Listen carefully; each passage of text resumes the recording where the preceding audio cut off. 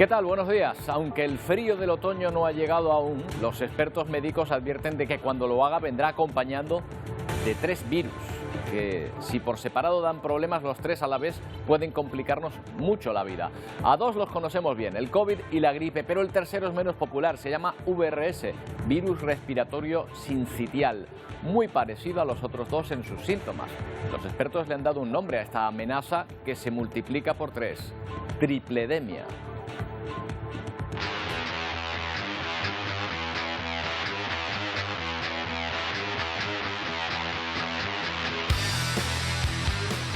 Aseguran que los centros de salud están detectando ya un aumento de las 2 primeras y por eso ha empezado la doble vacunación de COVID y gripe, una en cada brazo, para personas mayores y vulnerables. Los virus respiratorios se habían reducido drásticamente gracias a las restricciones del COVID, pero al parecer vuelven incluso con más fuerza al quitarse esas restricciones.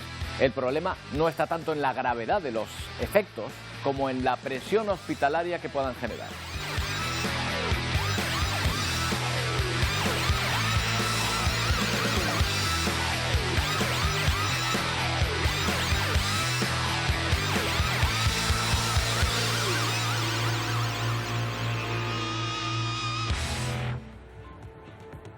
Hablaremos hoy también del pánico en un vuelo de una línea aérea paraguaya que a punto estuvo de estrellarse después de atravesar una fortísima tormenta. Alcanzado por un rayo, con un motor inoperativo, el morro completamente destrozado, los pasajeros pasaron momentos de terror en medio de las turbulencias que agitaban el aparato hasta que finalmente pudo tomar tierra en un aeropuerto alternativo. Todos están a salvo. Y Naciones Unidas advierte sobre la catástrofe humanitaria que se cierne sobre el Cuerno de África. Somalia y Etiopía vuelven a ser el escenario de varias crisis que amenazan con matar de hambre a cientos de miles de personas. La guerra, la sequía y la consecuente disminución de las cosechas dibujan un escenario aún peor que el de 2011, cuando murieron de hambre 260.000 personas. Y aunque sigue siendo muy alta, se ha moderado un poquito la inflación respecto al mes pasado. El dato adelantado del IPC del mes de octubre la sitúa en el 7,3%. Aquí vemos la curva de la inflación durante este año. Recuerden que cada mes se compara con el mismo mes del año anterior. Respecto al mes pasado se ha moderado la subida de precio en 1,6 puntos. Cree el gobierno que se debe a la bajada de los precios del gas y de la electricidad. Esa tasa de inflación del 7,3 es la más baja desde enero, que fue el 6,1%. Y es el tercer descenso tras el pico de julio. Ojalá se mantenga la tendencia. En cualquier caso, es el dato avanzado por el INE. Habrá que esperar unos días para saber el dato definitivo. Hay actividades que notan especialmente esa subida de precios. ¿Qué decir de las panaderías que tienen que usar hornos con luz cada vez más cara y harina y cereales que van por el mismo camino? Hoy las panaderías de nuestro país van a parar 15 minutos como señal de protesta. Vamos a hablar con el dueño de una de estas panaderías, propietario de la panadería Rústico. Pedro, ¿qué tal? Buenos días. Muy buenos días, Roberto. ¿Qué tal? Pedro Simancas Galvez. Cuéntanos, Pedro, ¿cuánto más cuesta hacer un pan ahora que hace un año, por ejemplo? Aproximadamente, así a bote pronto, fácil un 40%. Una cantidad. Solo si hablamos de pan. Claro. Pues ya en bollería y dulcería el incremento es mayor. ¿Mayor todavía? ¿Por qué? Porque, bueno, en el pan solo usamos 2 ingredientes, que es la harina y la sal. Esa más o menos la controlamos. En la bollería, si sumamos huevos, leche, mantequilla, azúcar, pues es una montaña rusa cada semana. Claro, pero no solo sube la luz. Ahí está precisamente el problema con el grano, la harina, que me imagino que también habrán incrementado su precio, ¿no? Sí, lo incrementamos ya hace unos meses, viendo cómo venía todo el camino. Ese incremento ya nos lo hemos, ya nos lo hemos comido, ya estamos casi no en pérdida, pero bueno, manteniendo ahí los costos como se puede. Por curiosidad, un negocio como el tuyo, ¿cuánto puede pagar de luz ahora y cuánto es más que hace un año? Sí, nosotros, bueno, tenemos el horno encendido aproximadamente 8 horas al día. Nosotros hace 4 años, con las mismas 8 horas, pagábamos unos 390, 400 cuando la producción era alta. Ahora llegamos a los 1.500, 1.600, así que el incremento, bueno, pues por 3 veces, a veces más. Oye, Pedro, ¿y han tenido que subir el precio a los clientes ya? ¿Han tenido que repercutir esa subida? Sí, lo hemos subido. Es cierto que no lo habíamos subido desde que habíamos abierto hace 4 años y que lo normal era haberlo subido un poco, pero esa subida no nos está reportando beneficios como alguien pueda creer, sino que simplemente lo comido por lo servido prácticamente, para que nos entendamos bien. O sea, que se han resignado a obtener menos beneficio a la espera de que la situación se atempere un poco, de que baje un poco esos costes. Sí, esa es la esperanza que quizás tenemos como idea romántica, pero es verdad que la tendencia no es esa y que todo lo que ha subido, lo más seguro es que no vuelva a bajar. Entonces, bueno, pues o cambia muy drástica la cosa o tendremos que tirar o disminuir el personal y trabajar más los propietarios, o algunas panaderías se verán abocadas al cierre de aquí a algunos meses, seguro. Ustedes paran también hoy esos 15 minutos, igual que el resto de panaderías, para llamar la atención sobre su situación, para exigir alguna medida, Pedro. Sí, cierto, porque realmente ese parón es simbólico, pero simplemente para hablar del tema, que se agradece a ustedes que pongan atención en esto, para que, bueno, creo que somos un sector esencial de la sociedad. En la pandemia cumplimos una labor importante, suministrando pan a todo el mundo, en muchas ocasiones llevándolo a casa, y ahora creo que se nos está olvidando un poco. Seguiremos siendo un sector esencial después de toda esta crisis. Todos comemos pan en casa todos los días, y si perdemos a los panaderos y las panaderías, pues no sé qué comeremos. Bueno, pues una desgracia, desde luego, para todos, pero sobre todo para quienes tienen en ese negocio una forma de vida. Pedro, esperemos que la cosa vaya mejorando. Vamos a ver, cruzamos los dedos. Seguro que sí. Gracias por atendernos. Un abrazo. Muchas gracias. Un abrazo, Pedro. Bueno, en Ucrania, donde está el origen de buena parte de esta situación, en muchas partes del país siguen sufriendo continuos cortes de electricidad por culpa de los bombardeos rusos. Las calles de la capital ucraniana presentan cada noche este aspecto, completamente a oscuras, pero los ciudadanos se adaptan a la situación. Por ejemplo, en los ascensores dejan estos kits de supervivencia en caso de que alguien quede atrapado en su interior con los cortes de luz. Ahí lo ven. Esos kits que dejan por si alguien se queda dentro del ascensor. El propio Zelensky grababa anoche su habitual mensaje diario en medio de la oscuridad de Kiev.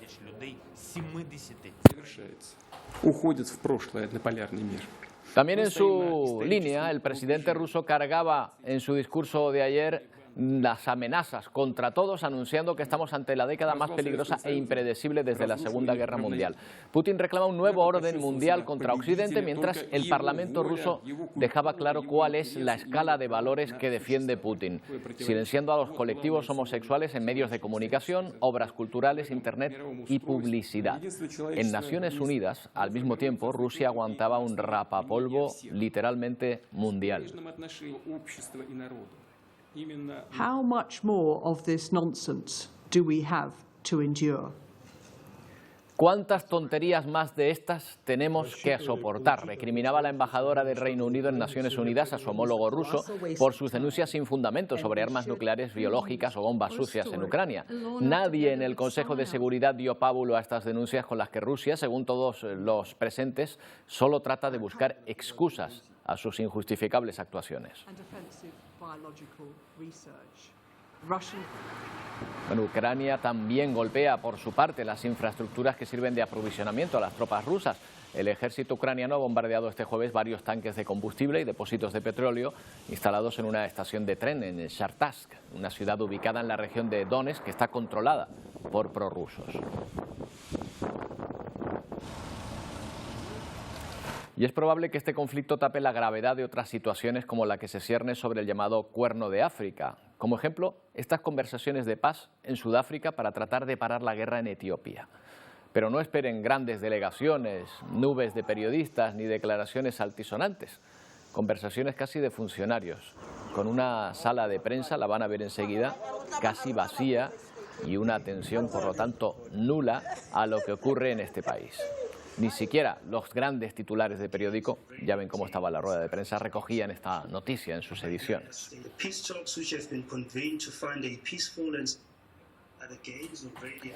Pero el problema es enorme y el de Etiopía no es el único en esa región que llamamos Cuerno de África. Allí se entremezclan varias situaciones que amenazan con matar a cientos de miles de personas. En Etiopía hablamos de guerra, con un conflicto que ha desplazado a millones de personas y dejando cientos de miles sin alimentos.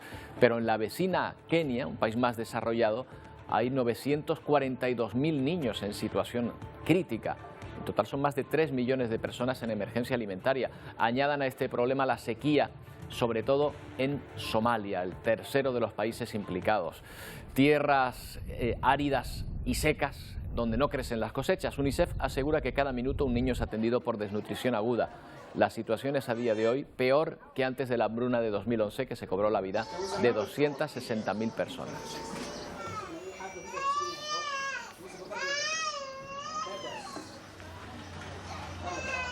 Hablamos con Blanca Carazo, es responsable de programas y emergencias de UNICEF España. ¿Qué tal, Blanca? Buenos días. Hola, buenos días. Bueno, ustedes dicen que la situación allí es peor incluso que la de 2011, que ya mató a casi 300.000 personas de hambre. Sí, lamentablemente estamos en una situación realmente grave. Es la sequía más grave que asola tanto Somalia como los países vecinos en 40 años. Y a eso se le ha sumado pues, el precio de los alimentos, que también tiene que ver con la guerra de Ucrania, como hemos visto, y bueno, pues otros elementos. Ahora mismo ha habido 4 temporadas de lluvias en las que no ha llovido. En 2011 la catástrofe ocurrió después de 3, y el número de niños y niñas con desnutrición que estamos detectando es el doble del que veíamos en 2011. Por lo tanto, pues muy preocupados y desde luego trabajando contrarreloj para salvar la vida de estos niños y niñas. Claro, este año se da una circunstancia especial y es que hay otros asuntos que llaman más la atención que este. Estábamos viendo, por ejemplo, una rueda de prensa prácticamente sin periodistas en unas conversaciones de paz que, bueno, que nosotros consideramos importantes. ¿Están notando ustedes que cuesta más advertir al mundo entero de esta situación que hace 10 años? Sin duda, y de hecho, bueno, todos hemos estado muy volcados en el tema de la guerra de Ucrania, que además es, como decía, uno de los factores que agravan la falta de alimentos y la situación de emergencia nutricional para los niños y niñas de Somalia o de Etiopía o Kenia.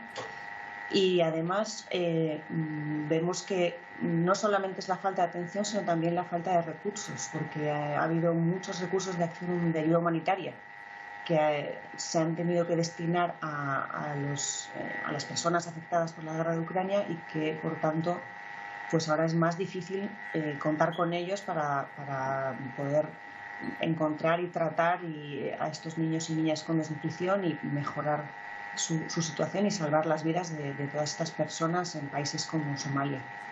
¿La estrategia, Blanca, de UNICEF ahora por dónde pasa? ¿Por llevar alimento o por tratar de mejorar infraestructuras? ¿Qué es lo que está haciendo ahora principalmente? Nosotros desde UNICEF y bueno, el resto de organizaciones, porque estamos trabajando todos de una manera coordinada, vemos clarísimo que hay que responder en 2 frentes y eso es lo que estamos haciendo. El primero es la atención urgente, que implica llevar alimentos, implica llevar agua, porque también gran parte de la población no tiene acceso a agua. Implica tratar brotes que estamos viendo, por ejemplo, de sarampión y de cólera, y desde luego tratamiento de manera urgente con pues, elementos como este alimento terapéutico para los niños y niñas que ya son, bueno, en riesgo tenemos más de 500.300, pero ya son 300.000 los que han recibido por parte de UNICEF tratamiento contra la desnutrición aguda, es decir, la forma más grave de desnutrición.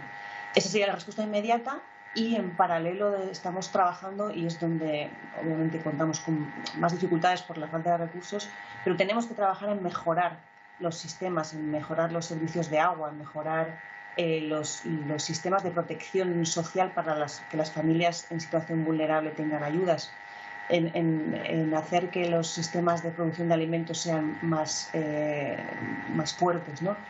Y todo eso requiere una inversión, pero es imprescindible si no queremos que esta situación se repita año tras año. Bueno, pues nosotros por nuestra parte recordamos que UNICEF, aunque tiene sus ayudas oficiales, pues realiza todos estos programas gracias también a las contribuciones ciudadanas. Blanca, espero que seamos generosos y que se pueda ayudar en algo y paliar esta situación. Gracias. Muchísimas gracias a vosotros. Bueno, el presidente Pedro Sánchez está precisamente de gira en el continente africano. En Sudáfrica ha anunciado una inversión de 2.100 millones de euros para apoyar a las empresas españolas en el continente en los próximos 5 años, en gran parte en proyectos de energía renovables. 5 años. El presidente del gobierno ha aprovechado además su visita para rendir homenaje a Nelson Mandela. Ha visitado la antigua prisión de Johannesburgo, en la que el expresidente sudafricano estuvo preso. Precisamente ayer el Consejo de Seguridad de la ONU aprobaba extender un año más la MINURSO, la misión de la ONU en el Sáhara Occidental. Con esta prórroga se espera poder encontrar al fin una solución política justa para la libre determinación del pueblo saharaui, aunque Estados Unidos ha alabado el plan de autonomía propuesto por Marruecos. Y este domingo Brasil se la juega en la segunda vuelta para las elecciones. Lula tiene ventaja sobre Bolsonaro, según esas encuestas, pero los indecisos podrían variar el resultado. Elena Ferrete, Sao Paulo. Momentos finales de la campaña electoral aquí en Brasil. Este jueves, el presidente Jair Bolsonaro, candidato del Partido Liberal, realizó un meeting en 2 estados, Rio de Janeiro y Mato Grosso do Sul. Y el expresidente Lula, del Partido de los Trabajadores, concedió una entrevista a una emisora de radio del Distrito Federal. Los candidatos estarán cara a cara en el último debate presidencial por televisión. Una vez más, se espera que intercambien acusaciones sobre la corrupción y el manejo de la pandemia. Pero los votantes esperan escuchar las propuestas del gobierno. En la última encuesta de Datafolha, el 19 de octubre, Lula obtuvo el 52% de las intenciones de votos válidos y Bolsonaro 48%. Los dos estaban técnicamente empatados por el margen de error, que es más o menos 2 puntos. La segunda vuelta de las elecciones es este domingo. El voto es obligatorio para los mayores de 18 años. Desde São Paulo, Brasil, Beatriz Ferretti para Televisión Canaria. Bueno, y Reino Unido estrena moneda con la imagen del nuevo rey, Carlos III. En esta ocasión es el retrato del nuevo monarca en un memorial en honor a la difunta Isabel II. Como curiosidad, en esta primera pieza, el rey mira al lado contrario que lo hacía su madre.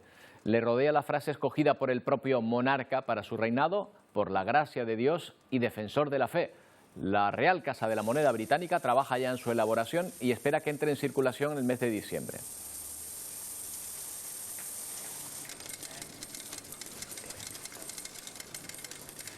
Y de Elon Musk no se acuñan monedas todavía, pero dinero no le falta al hombre. Al magnate, que ya es oficialmente el dueño de Twitter, ya para empezar, ha despedido a los principales directivos. El hombre, que ha pagado 44.000 millones por la compañía, tiene claro quién manda allí. Queda por ver qué cambios introduce en la red, sobre todo si mantendrá los vetos a determinados perfiles o no. Veremos. Y ayer a esta hora les decíamos que PP y PSOE estaban a punto de un acuerdo para renovar el Poder Judicial, pero hoy les decimos lo contrario. La reforma del delito de sedición que prevé el Gobierno ha echado para atrás a los populares, que congelan las conversaciones. Aunque por lo que ha dicho Feijóo esta mañana, descongelarlas no parece nada fácil. Hay muchas cosas negociables en nuestra democracia. El Estado no es una de ellas. Se quiere hacer una justicia y una legislación a la medida de los independentistas, sin que los independentistas planteen ninguna concesión por su parte. Ayer les hablábamos de ese nuevo término que ya comienza a escucharse, tripledemia, que es la combinación de las 2 epidemias del invierno pasado, la gripe y el coronavirus, con las infecciones infantiles además del VRS, que es una infección pulmonar común en bebés y niños pequeños, aunque la mayoría de casos son leves.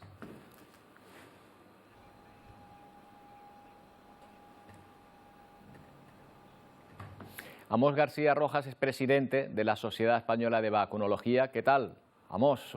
Buenos días. Hola, muy buenas tardes, Roberto. Un placer estar con ustedes. Un placer. Hacía tiempo que no hablábamos, Amos. La última vez hablábamos de epidemia y ahora hablamos, de pandemia y ahora hablamos de tripledemia. No sé, pero Sí. no será Sí, tan la grave, verdad ¿no? que por lo menos en el formato lingüístico cada vez se está complicando más la cosa, pero no es así, no ocurre así en el formato de lo sanitario. La única pandemia existente en estos momentos es la del COVID-19, que ha su pico agudo lo hemos superado, pero todavía seguimos en pandemia. ¿Qué va a ocurrir con los otros dos procesos que ha comentado, con la gripe y con el virus respiratorio sincitial, que tiene un impacto especial en nuestros críos? Afortunadamente, un proceso que en la inmensa mayoría de los casos es leve. Pero lo que va a ocurrir es simplemente que estos dos procesos van a recuperar el territorio perdido durante los años de pandemia. En la temporada 2020, 2021, 2021, 2022, no hemos tenido prácticamente gripe ni presencia de otros microorganismos de tipo respiratorio, fundamentalmente por dos cuestiones. En primer lugar, porque todas las medidas de prevención que teníamos implementadas mecánicas frente a la COVID-19, la mascarilla fundamentalmente, tenía un claro impacto también sobre otros microorganismos que se transmitían de manera similar a la de la COVID, a la de SARS-CoV-2, y por otro lado porque en este tipo de procesos, cuando aparece un microorganismo que es altamente predominante, como era el SARS-CoV-2, por un proceso ecológico prácticamente yugura la presencia de los demás. ¿Qué ocurre en esta temporada? Que esas dos circunstancias ya no se dan. Salvo en determinados ámbitos, la mascarilla ya no forma parte de nuestra escenografía y al mismo tiempo el SARS-CoV-2 no va a ser el microorganismo predominante. Por lo tanto, ¿qué va a ocurrir? Que vamos a tener gripe y que vamos a tener virus respiratorio sincitual en convivencia, ambos procesos, con la COVID-19, evidentemente. Claro, vamos, por lo que dices, el problema no es tanto los síntomas, que parece, bueno, pues que en el caso del COVID con las vacunas está más o menos controlado y lo otro, pues bueno, es gripe al fin y al cabo, sino el hecho de que la combinación de las tres ejerza mayor presión sobre los servicios asistenciales, ¿no? Sobre nuestros hospitales. Efectivamente, ese es el gran riesgo, que la convivencia de estos tres microorganismos, si ya en una temporada normal de gripe hay momentos puntuales de una sobrecarga asistencial importante, lógicamente en un contexto de circulación de estos tres microorganismos, pues hay una mayor posibilidad de que estos momentos puntuales sean algo más que puntuales y el sistema sanitario se vea sobrecargado. Pero repito, una cuestión que acabamos de comentar, la gripe, me suele preguntar mucho, la gripe viene más fuerte este año y yo siempre doy la misma respuesta. La gripe viene siempre fuerte para las personas vulnerables, que son a las que les pedimos de manera encarecida que por favor acudan a vacunarse. Pero eso es un clásico, Amos, lo de la gripe viene fuerte este año, ¿eh? Yo creo que lo decimos todos los años. Sí, es evidente que la gripe forma parte de la escena del hard rock, porque como muy bien dice, todos los años se repite eso, que si viene más fuerte, menos fuerte, y la gripe siempre es la gripe. Lo que ocurre es que en unos momentos hay más casos de gripe y eso impresiona una mayor vulnerabilidad clínica cuando lo que ocurre es que hay más casos, y en otras ocasiones lo que tenemos que tener claro es que la gripe es siempre fuerte para las personas mayores y para las personas menores que tengan alguna patología de base.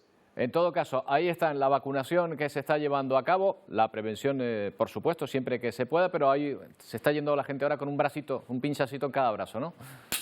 Sí, además es la situación ideal, porque hay que entender que desde el punto de vista logístico, para el ciudadano no se le evita tener que acudir 2 veces al centro sanitario para ponerse una vacuna y posteriormente otra, en un mismo acto vacunal recibe las dos, y para el mismo profesional sanitario, que en un solo proceso deja protegido a esa persona frente a 2 enfermedades. Y al mismo tiempo de que puedan ser administradas conjuntamente, eso sí, en brazos distintos evidentemente, pues crea un cierto efecto sinérgico que aumenta la capacidad preventiva de ambas vacunas. Bueno, pues mira, entonces miel sobre hojuelas. Amos, muchas gracias. Hablamos pronto. Venga, cuando quieras, Roberto, un placer, de verdad. Buenos días, buenas tardes ya, perdón.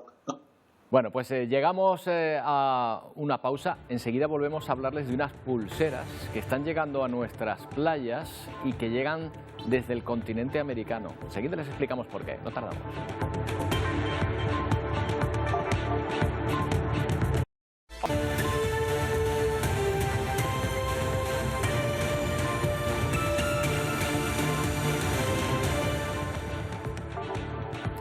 Cada vez es más común encontrar basura en las costas de Canarias, basura que proviene de otros lugares, en gran parte microplásticos, que llegan, por ejemplo, desde Estados Unidos o Canadá. Incluso en concreto se han encontrado ahora etiquetas de nasas de pesca de langosta arrastradas por las corrientes marinas.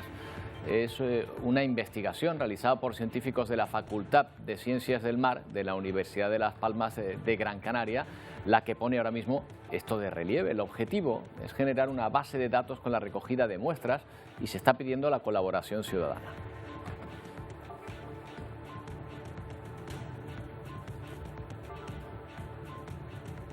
Nos ha llamado la atención esta investigación, queremos saber más sobre ella. Hablamos con Marcos Civiranes García, científico marino. ¿Qué tal, Marcos? Buenos días. Hola, buenos días. ¿Qué tal?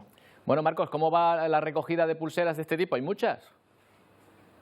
Pues la verdad es que están llegando bastantes y ahora parece que poco a poco, con la difusión que se le está dando al tema, la gente se está animando poco a poco a ir subiendo etiquetas desde distintas partes. ¿Ustedes lo que quieren estudiar con esto, qué es? ¿La cantidad de basura que se tira o cómo funcionan las corrientes que llegan a Canarias? Pues realmente es esto segundo que comentas. Saber un poco qué corrientes son las que mueven las cosas en el océano, qué corrientes son las que están trayendo basura hasta aquí, hasta Canarias, si se pierde por el camino, si se queda en algún sitio. Un poco, cuanto más lo entendamos, mejor y más lugar dará a futuros trabajos. Bueno, y está respondiendo por ahora, todavía me imagino que la investigación estará en proceso, pero ¿está respondiendo a lo que ustedes estimaban en torno al comportamiento de las corrientes con Canarias o están recogiendo datos que les llaman la atención? Pues lo cierto es que cuando empezamos con este estudio, pues ya teníamos los datos de que había este tipo de plásticos que, como comentabas, vienen de la costa noreste de Estados Unidos, Canadá, porque accidentalmente se sueltan por aquellas zonas, y sabíamos que estaban llegando aquí porque tenemos puntos de recogida aquí en las islas, y lo que hemos visto es que actualmente las corrientes se comportan como esperábamos, pero además que estas etiquetas no llegan solo aquí, sino que están llegando a muchas partes del mundo. Hombre, desde Canadá es una distancia enorme, ¿no?, la que se produce. Tiene que tener, sí, aparte de la dirección, tiene que tener mucha fuerza esa corriente. Sí, no tardan siempre lo mismo en llegar, depende de un montón de variables, pero tenemos algunas que han tardado entre 1 y 2 años, que sería lo más rápido, y hay otras que han tardado mucho más. O sea, Marcos, que si yo me tiro en una barca en la costa este de Canadá y me dejo llevar por la corriente, en 1 o 2 años llegaría a Tenerife, por ejemplo. Pues si tienes suerte y es todo favorable, sí. Bueno, qué cosa. ¿En qué isla están encontrando más de estas pulseras? Pues actualmente estamos colaborando con un grupo de Azores. Entonces, en Azores se están encontrando en proporción más que aquí en el archipiélago, pero si nos centramos en lo que es Canarias, donde más se están encontrando es en La Graciosa, Alegranza, Fuerteventura, porque son las primeras islas que están afectadas por la corriente de Canarias, que es la que trae al final estas etiquetas. Entonces, al ser las primeras, son las que hacen como de filtro y se quedan con la mayor parte de estos residuos. Bueno, pues a seguir buscando esas pulseras que son para ustedes un elemento, un instrumento de investigación fundamental. Marcos, gracias. Mucha suerte. Muchas gracias. Bueno, vamos ahora con el susto. Bueno, ¿qué susto? Momentos auténticos de pánico que vivieron en un vuelo desde Chile a Brasil a la altura de Paraguay. El avión no llegó a su destino. Una fuerte granizada le hizo perder el morro, parte de los cristales e incluso un motor. La odisea terminó con un aterrizaje de emergencia en medio de Paraguay. Los pasajeros dicen que creían que era el final de sus vidas. Son los gritos de pánico. En un vuelo que iba hacia Brasil, pero de camino. Sufre este encontronazo, digamos, con los granizos de la aeronave en donde se declara en emergencia. Aunque ya desde el principio los pasajeros comenzaban a notar y a grabar las turbulencias. Sí, turbulencias normales, ¿verdad? Que suelen haber en los aterrizajes. El avión despegó de Chile para dirigirse a su destino, en este caso el aeropuerto en Foz de Iguazú, en Brasil. Pero en el trayecto se introduce en una auténtica granizada, algo que obliga al piloto a hacer un aterrizaje de emergencia en Asunción, Paraguay. También es importante destacar la pericia y la experiencia del piloto. Un piloto experimentado porque veamos veían cómo el granizo y los rayos dejaron el avión casi destrozado. Perdió la nariz, pero no fue lo único. A la lista de desperfectos también le sumaron un motor y los parabrisas. A las azafatas que nos dicen, prepárense en posición de impacto. Yo con mi hija, por favor, vamos a estrellarnos más. El hombre que estaba a mi lado hizo también como un escudo esperando el impacto. Me tuve que despedir de mi hija, decirle que la amaba mucho. Muchos pasajeros, como esta madre, pensaban que no lo contarían. Personas que había uno que parecía que estaba rezando, rogando, otras personas gritando, un niño que teníamos enfrente, a 2 asientos enfrente, que decía: no vamos a morir. Nos ponía más nervioso también. Pero por suerte, o mejor dicho, por la habilidad del piloto, pueden recordarlo como la odisea que fue. La tragedia, en cambio, no se pudo evitar en este otro accidente en Sicilia, donde un hidroavión se estrelló al intentar apagar un incendio. Ahí ven el momento del impacto. Murieron sus 2 tripulantes. ¡Mio Dio! ¡Mio Dio! ¡Mio Dio! Bueno, un suceso nos mantiene en Italia, un muerto y 4 heridos en un apuñalamiento múltiple en un supermercado en aquel país. El agresor tiene antecedentes penales, fue detenido por la policía. Según la investigación, robó un cuchillo en el establecimiento y con él hirió a varios clientes. El más grave, el cajero del supermercado, que falleció mientras era trasladado al hospital. Entre los heridos, por cierto, se encuentra el futbolista español Pablo Mari. Bueno, y ahora mismo se está desarrollando parte de los actos de los premios Princesa de Asturias. En directo nos vamos hasta Oviedo, donde se está produciendo ahora esta imagen. Se entregan los premios Princesa de Asturias y esto es la recepción en el Salón Covadonga del Hotel de Reconquista de los Reyes y la princesa de Asturias, dando pues la mano, saludando y dando la bienvenida a los galardonados.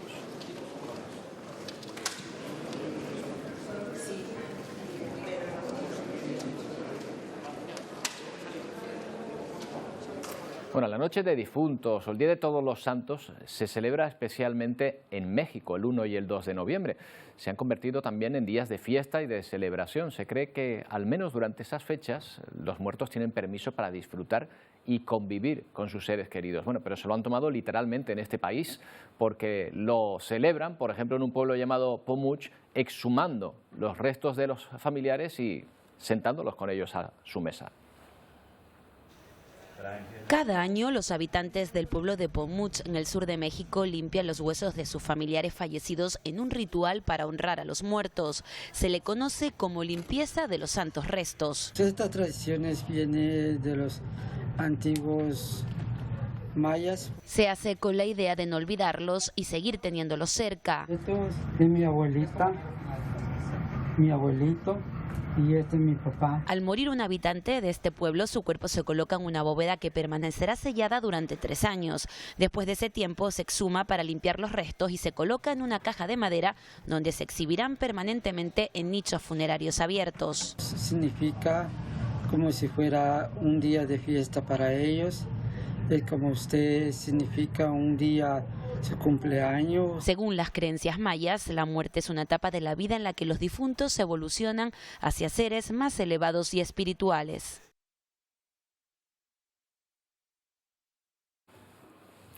Tijuana se ha convertido en una ciudad de tránsito, destino y retorno de muchos migrantes. Las calles se han convertido en testigo de una mezcla de cultura. Y aquí vemos el lado menos dramático de la situación en los restaurantes de la ciudad, que han aprovechado para unir recetas de diferentes puntos del continente. Lo que para muchos es un lastre social y económico, para otros es nuevas oportunidades de negocio. Tijuana es para muchos sinónimo de migración internacional. La ciudad mexicana, colindante con Estados Unidos, también es ideal para la fusión de muchas culturas y sobre todo de su cocina. Para el cambio de narrativa, para también visibilizar como los esfuerzos, trabajo de la comunidad migrante, las aportaciones que tienen en Tijuana. Y aunque Tijuana es famosa por sus deliciosos tacos, ahora la frontera amplía sus opciones gastronómicas, con pupusas salvadoreñas, empanadas argentinas o baleadas hondureñas, entre otras. La gastronomía y la migración pueden ser un círculo virtuoso que beneficia a nativos y a recién llegados. Eventos culturales donde hay venta de comida de diferentes países. El año pasado tuvimos también un programa de cocina. Tijuana, que es una frontera multicultural. Recientemente el gobierno de Tijuana convidó a la comunidad inmigrante a la Feria Internacional Gastronómica y Cultural. Los participantes pudieron degustar lo de una fonda paisa colombiana o un café griego o un platillo venezolano. Y descubrieron que hay sabores que vienen de una fusión de varias migraciones. Y estudios de todo el mundo revelan los efectos positivos que tiene la música. Apela a nuestras emociones, nos hace sentirnos mejor.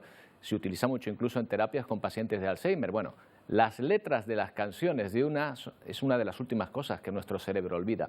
Un ejemplo, un grupo de pacientes en México, gracias a la musicoterapia, han vuelto a recordar días importantes como el de su boda.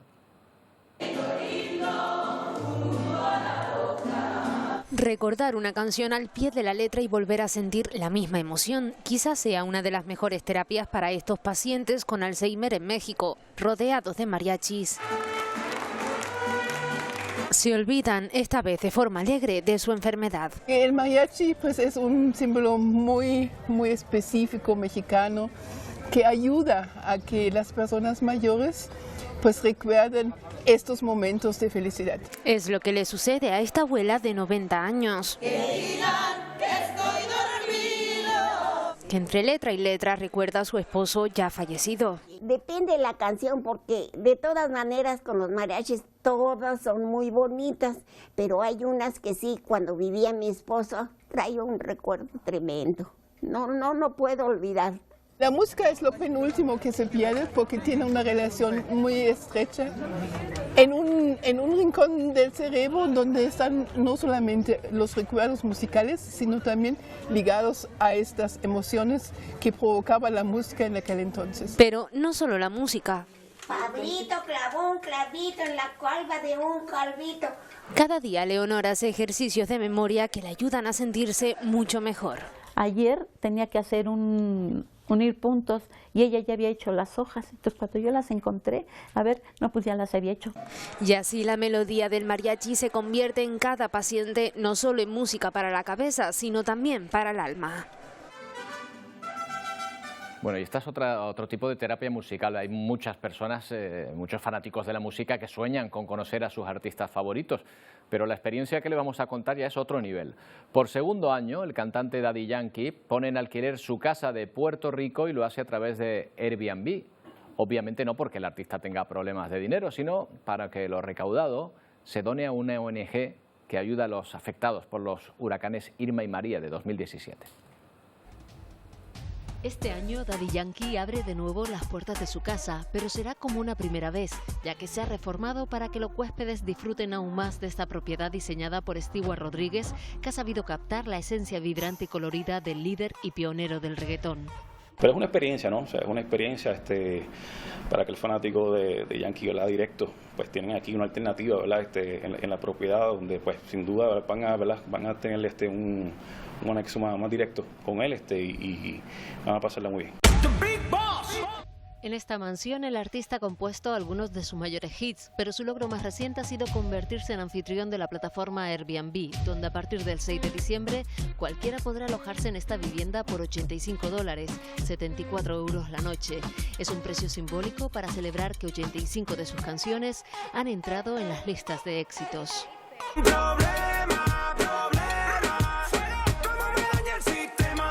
El propio Daddy Yankee ha grabado un vídeo de bienvenida para los huéspedes y ha creado una lista de reproducción con sus canciones favoritas, así como una guía con recomendaciones de lugares a visitar.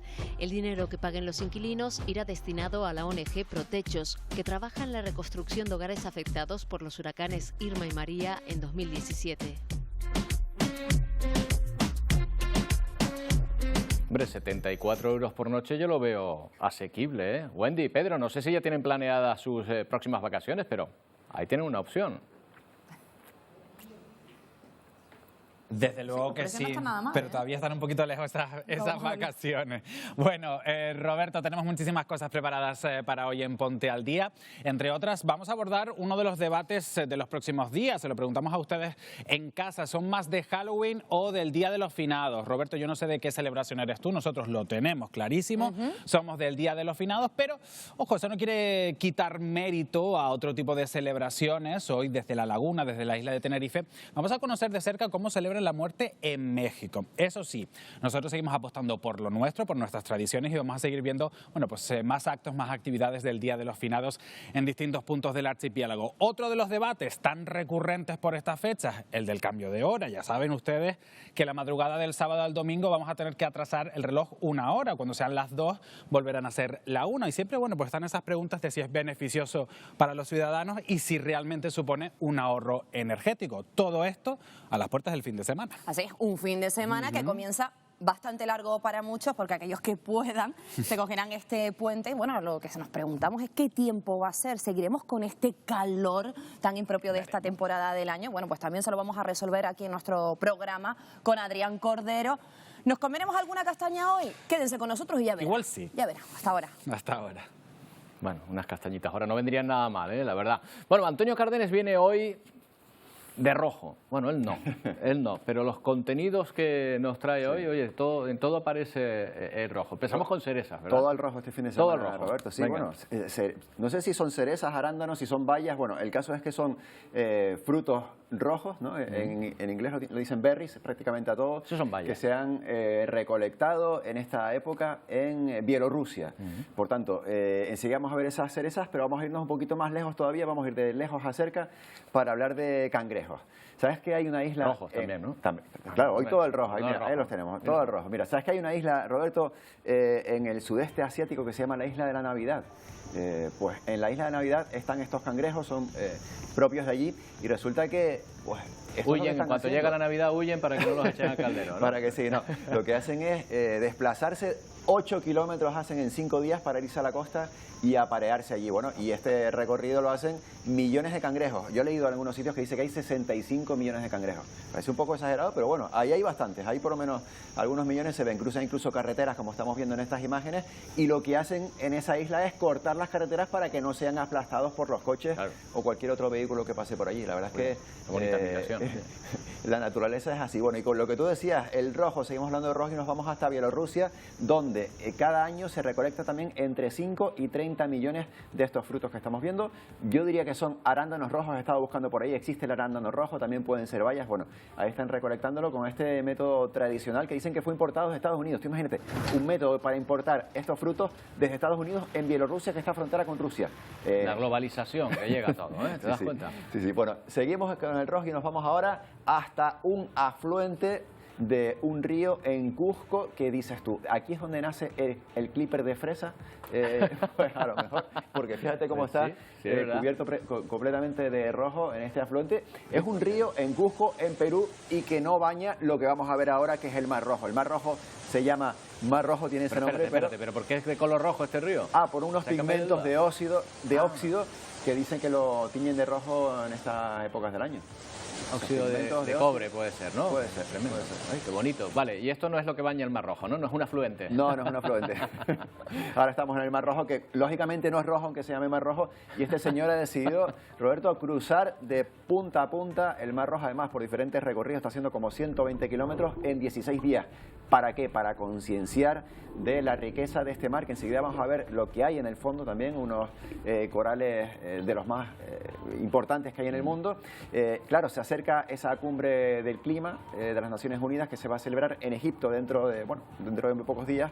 Entonces están intentando concienciar sobre la superficie marina, ese nadador con esos ciento y pico kilómetros que recorrió, y también en los fondos marinos con estos corales que están enseñando. ¿Y qué hay más rojo en el universo? Un planeta rojo, Marte. Qué bonito el Pues enlace, hasta qué Marte bonito, nos no me vamos, digas. todo el rojo, todo el ahí nos rojo, vamos. oye, es verdad. En Marte, ¿te acuerdas que el otro día estamos hablando aquí de que se hizo un experimento para desviar un asteroide, ¿no?, que pudiese llegar a la Tierra, ¿no? Vale, pues en Marte no solo uno, sino 2 asteroides impactaron sobre la superficie de Marte en el año 2021, el año pasado, y nos quedamos tan tranquilos. Llega a pasar eso sobre la Tierra y tenemos un problema. Pues en Marte, 2 asteroides en 2021, y esto que estamos viendo son los cráteres que dejaron esos asteroides. Se dice que cientos de metros ha dejado cada uno de ellos de diámetro de ese impacto del asteroide, y bueno, lo que generó, lo interesante que generó es que sacó del subsuelo restos de agua, de hielo, que podían estar ahí sumergidos. Sigue confirmándose la presencia de agua en Marte en su momento. Oye, ¿cómo va el tema de los incendios en el norte de la península, Antonio? Va regular. La semana pasada, a principio de esta semana, dejamos apagado uno en Vizcaya de 500 hectáreas. El mayor incendio, por cierto, en esa zona de España desde el año 1986. Bueno, pues siguen ardiendo. En Cantabria hay una decena de incendios ahora mismo declarados y otros 3 que se declararon anoche en Vizcaya. Por tanto, situación muy complicada. Se ha pedido ayuda al ejército incluso, están intentando luchar contra el fuego. En esta zona, como decíamos hace pues, no muchos días, del norte peninsular, que está ahora mismo en temporada de riesgo máximo de incendios. Y todo esto también, aparte del viento que está soplando fuerte, aparte de la poca humedad y de la poca precipitaciones, por el calor que estamos viviendo estos días en España. Continúa ese episodio de calor, como decíamos el otro día, España va camino de convertirse este mes de octubre en el más caluroso de la historia, desde que hay registros. Y fíjate, estas imágenes que estamos viendo, que parece que estamos en verano, esto es en la costa de Málaga, la gente en la playa, la gente, como vemos, tomando helados por la calle, incluso en algunos lugares de España las heladerías cierran en invierno. Bueno, este año no están cerrando, y fíjate cómo incluso esta gente poniéndose crema, e incluso en la playa de San Sebastián, en la playa de Concha, jugando al beach volley en pleno mes de octubre, casi llegando a noviembre, Roberto. Bueno, y aquí, oye, que hay puente, ¿eh? Aquí hay puente y hay perspectivas de buena temperatura durante el fin de semana. Hoy estamos en unos días más calurosos del mes de octubre. El fin de semana van a bajar un poco las temperaturas, pero vamos a seguir con temperaturas bastante estables. Fíjate esta situación que tenemos, esos colores rojos quieren decir que las temperaturas van a seguir más o menos estables durante el próximo fin de semana, y el viento que está soplando, que no tenemos mucha preocupación con el viento. Vamos a ver la previsión para el sábado, en donde vemos pues calima en las islas orientales, seguimos con algo de calima en Lanzarote, en Fuerteventura, en La Graciosa, también en el sur de Gran Canaria y de Tenerife, con temperaturas que en las costas máximas van a rondar los 24 a 28 grados, esas primeras horas de la tarde vamos a tener incluso de 28 grados de máxima mañana, y el domingo con temperaturas que también van a intentar llegar a esos 28, 29 grados de máxima. Bajan un poco las temperaturas durante el fin de semana con respecto a hoy, pero no lo vamos a notar. Quien quiera encontrar un buen plan de playa o de naturaleza sábado o domingo, lo va a poder conseguir. Lo va a encontrar, seguro. Pues nada, Antonio, oye, nos vamos a despedir con esto del tiempo, ¿eh? Bien. Este octubre tan caluroso, claro, pero que vemos que no es una excepción solo aquí en las islas o aquí en nuestro país, sino también en el resto de Europa. Van a haber imágenes que nos llegan precisamente de distintas ciudades europeas, también de Marruecos, imágenes que parecen de verano, pero no lo son. Son captadas estos mismos días en distintas situaciones, en distintos lugares, que demuestran que algo está cambiando. Un octubre así, hacía mucho que no los vivíamos. Con estas imágenes nos despedimos. Feliz fin de semana. Hasta el lunes.